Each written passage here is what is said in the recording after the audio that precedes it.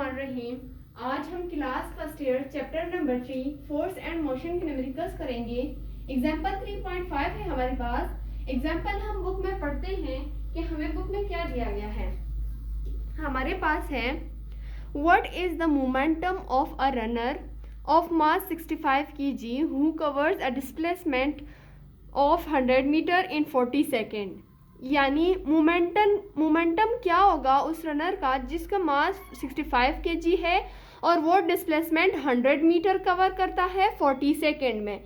इसमें हमें मोमेंटम दिया मतलब पूछा गया है फाइंड आउट करने के लिए कि मोमेंटम क्या है, और मास 65 kg दिया गया है, डिस्प्लेसमेंट भी हमें 100 मीटर दिया गया है, उसके साथ हमें टाइम भी 40 सेकेंड दिया गया है। इस न्यूमेरिकल में हम लोगों को मोमेंटम फाइंड आउट करना है, तो हम देखते हैं फर्दर हम लोग न्यूमेरिकल सॉल्व करते हैं। अब यहाँ पर है हमारे पास, सबसे पहले हम लोग डेटा लिखते हैं। मास हमें 65 kg दिया गया था, डिस्प्लेसमेंट उसने 100 मीटर कवर किया था, टाइम 40 सेकेंड दिया गया था, और मोमेंटम हम लोगों को फाइंड आउट करना है।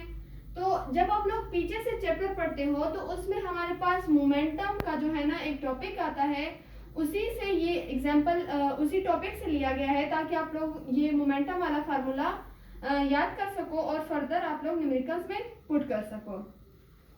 तो मोमेंटम का हमारे पास फार्मूला है P = mv।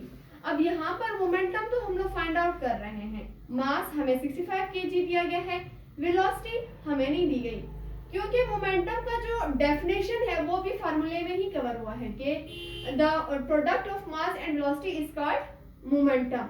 अब मास हमारे पास है पर वेलोसिटी हमारे पास नहीं है। फिर हम सिंस वी नो दैट हम जानते हैं कि जो वेलोसिटी का फार्मूला है v = d डिवाइडेड बाय यहाँ पे लिखी हूँ d divided by t।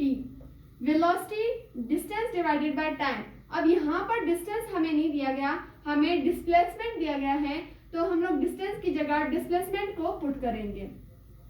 Distance और डिस्प्लेसमेंट होता एक ही चीज है, पर इसमें थोड़ा सा डिफरेंस ये है कि डिस्टेंस जो है ना वो थोड़ा मोशन वेव में जो हम लोग डिस्टेंस कवर करते हैं, जो हम लोग फासला कवर करते हैं मोशन में, वो डिस्टेंस कहलाता है। पर दो शॉर्टेस्ट पॉइंट्स के दरमियान जो फासला होता है उसको हम लोग डिस्प्लेसमेंट कहते हैं। तो velocity = distance divided by time है हमारे पास। यहाँ पर हमारे पास डिस्प्लेसमेंट है 100 मीटर, टाइम भी हमारे पास है 40 सेकेंड।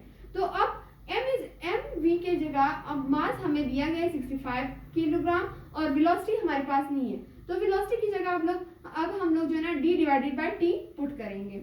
अब हमारे पास फार्मूला किस तरह बन जाएगा, हम लोग लिखेंगे P = m तो वही वाला लिख दिया। अब वेलोसिटी की जगह हम लोग d divided by t put कर देंगे, d डिवाइडेड बाय t।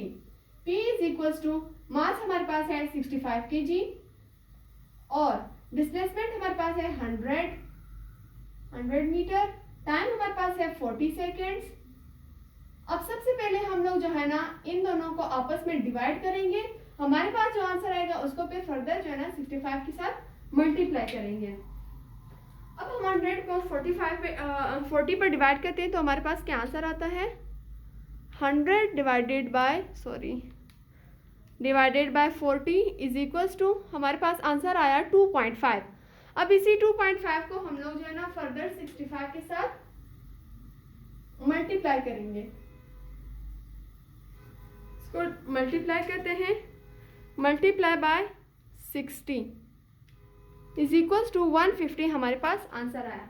यानी जो हमारा मोमेंटम है वो है 150।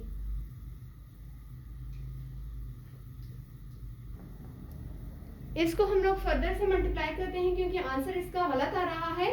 अब हम इसको फिर से करते हैं, 100 डिवाइडेड बाय 40 हमारे पास आंसर आया 2.5। अब इस 2.5 को हम लोग 65 से मल्टीप्लाई करेंगे तो हमारे पास आएगा 162.5। ये करेक्ट आंसर है।